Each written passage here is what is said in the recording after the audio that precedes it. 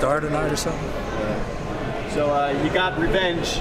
You know, he had the knockout of the night last time. You should have got him. You thought you should have got him, but now you probably didn't fight at a night bonus anyway. How's it feel tonight?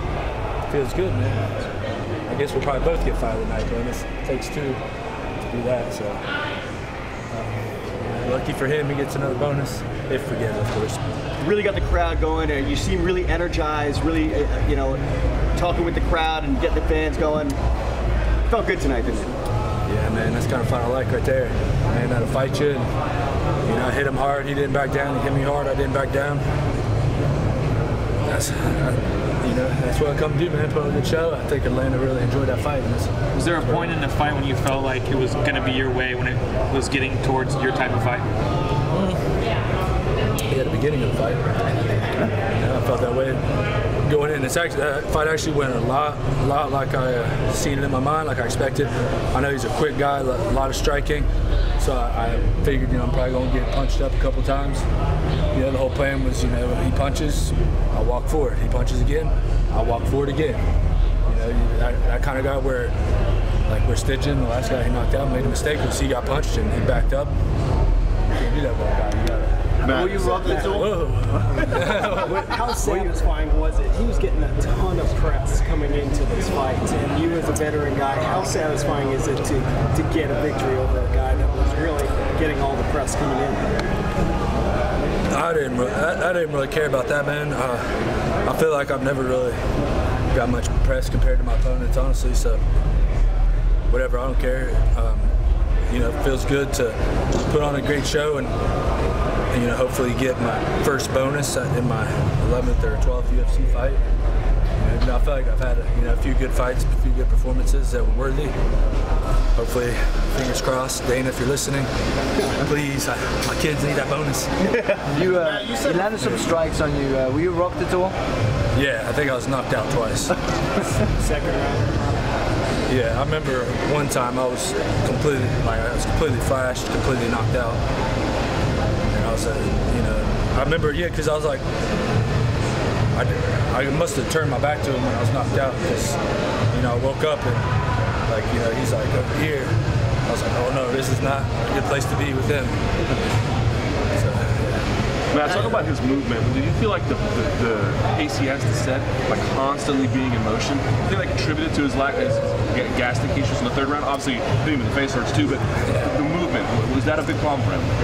Honestly, he didn't move nearly as much as I thought he would. That was actually, I started picking up on that, and that's where I started landing a few more shots. Because I expected every time I threw for him to just be completely out of there. And I started realizing, you know, I was getting closer and closer to him. You know, all I had to do was just commit a little bit more, and I started landing a couple more shots when I did that.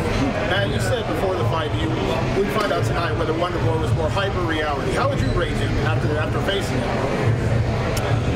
A lot of reality, but he had a lot of hype, you know what I mean?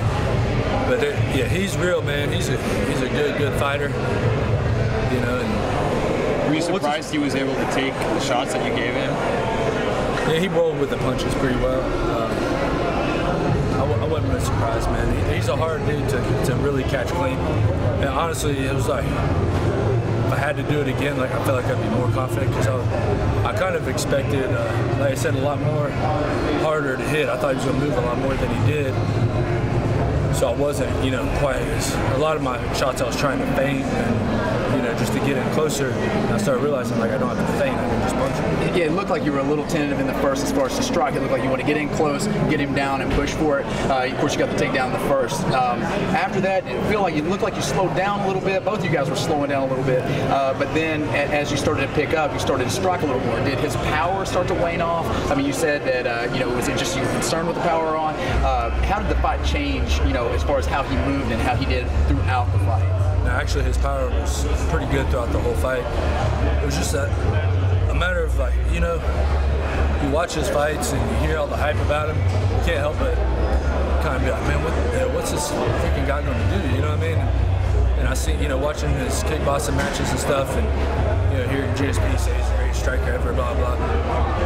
You know, like in my mind, I'm like, man, he's going to be spinning and jumping and Bruce Lee and Chuck Norrison, and, you know what I mean? And so I'm kind of like, okay, you know, what's this freaking guy going to do? You know, and then finally I was like, because it don't matter what he's going to do. You still got to find a way to punch him. You think the early takedown kind of got him scared to throw those kicks that he got the last knockout with? I hope it did. I mean, that was kind of the goal. It wasn't so much like take him down, hold him down the whole fight, because I thought he would actually be able to get up a little better. He did. I'm not actually that good. You know, I don't want to tell my future opponents, but whatever. You know, I'm not that great at holding him down, but you know, I can take him down a lot better than I can hold him down. But you know, the idea was, you know, for him to immediately not know if I'm going to be looking for a shot, takedown, or if I'm going to be trying to strike. Matt, talk about his ground game. Is it, if he had a belt in jiu-jitsu, what would it be? If you had to give him one, what would it be? I ain't got belt in jiu-jitsu, I don't know. No, I got a blue belt, but I've had it for like 5 years. I don't really count it. But I don't know, man. You know, it's so hard to tell, you know, like, because a jiu-jitsu belt is like, you know, when you ain't getting punched in the face, you know. So, How much? Guys, I need to get back on here. Thank you, man.